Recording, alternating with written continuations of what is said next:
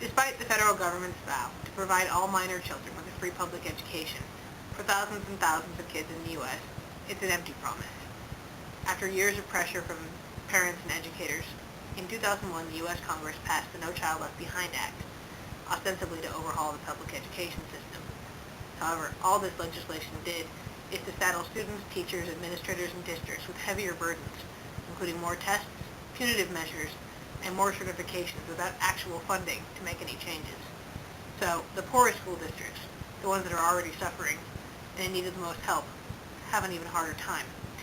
The passage of the No Child Left Behind Act and its subsequent implementation has done little, if anything, to better the prospects for at-risk children in the public education system. In fact, No Child Left Behind is leaving thousands of poor and minority kids behind every year. One of the most common complaints by opponents of No Child Left Behind is the focus on standardized testing in math, reading, and most recently, science. Well, yes, accountability is a good thing, but these tests are routinely gamed by administrators. Dropouts aren't properly recorded, and kids who are doing badly are encouraged to drop out, which will bring the school statistics up, but it leaves these kids out of the system entirely. And now families are encouraged even to delay kindergarten entrance. This is problematic for poor families, as it costs more to send a 4-year-old to daycare than it does an 18-year-old to a state university. And in all but 14 states, even kindergarten isn't mandatory. So kids are starting even further behind. Yes, a question? I understand the difficulties in delaying kindergarten. What I don't understand is why families are being encouraged to start children later. Children are being encouraged to wait to do kindergarten because a 6-year-old is going to do much better in a classroom than a 4-year-old is. And while that's true, that means that the richest kids in the class are going to be the oldest ones and have double advantage, and the poorest kids are going to be the youngest, who haven't gone to preschool in the first place. Thank you, though. These tests also encourage teachers to teach to the test. The problem is that not only invalidates the test purpose, but it encourages educational triage, where teachers only teach the middle third of the classroom.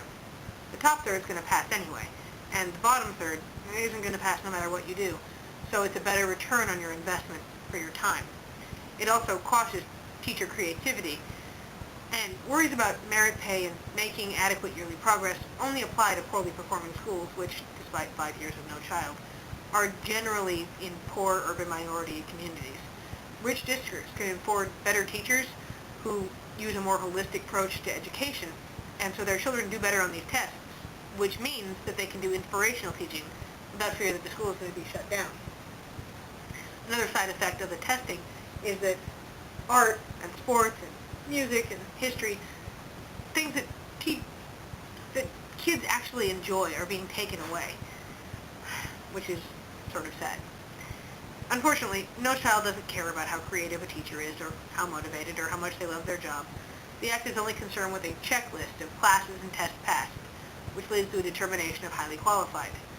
They're not really concerned about the quality of education, and teachers are only judged to be highly qualified based on the classes they took way back in college and the credentials they've acquired since then. Do you have another question? Doesn't No Child's highly qualified clause mean that students are now better teachers?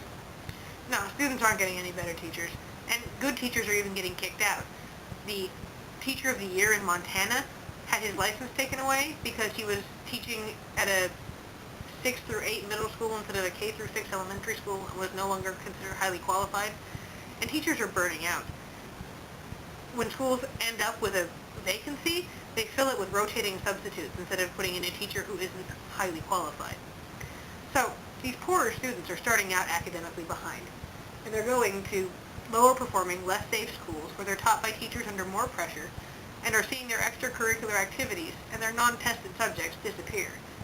Something has to be done for these kids, and the problem is, while the goals of No Child may be admirable, it's poorly written legislation, and it does more harm than good in regard to struggling schools. So what can we do? Well, there needs to be higher pay in poorer districts to attract better teachers.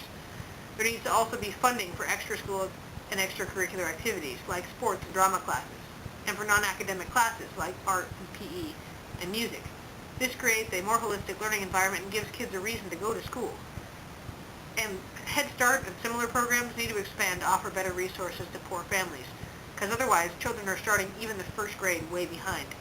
Current programs are only for those below the federal poverty line, which means there are families that are scraping to put food on the table whose kids can't go to preschool. James Heckman, who was the 2000 award winner for the Nobel Prize in Economic Science, points out that if you put money into a child's education early, you have a large return on your investment, and that the farther into their life you get, the worse it's going to be. So by the time you hit junior high, high school, or out of high school, you're bailing kids out instead of being able to help them in the first place. It will cost money to provide an excellent education to America's children, but society as a whole will reap the benefits. Once we overcome the basic assumption that schools fail because teachers and students are lazy, perhaps real viable solutions like a varied curriculum can be developed to encourage a love of learning in all children. Until then, what we need is real solutions.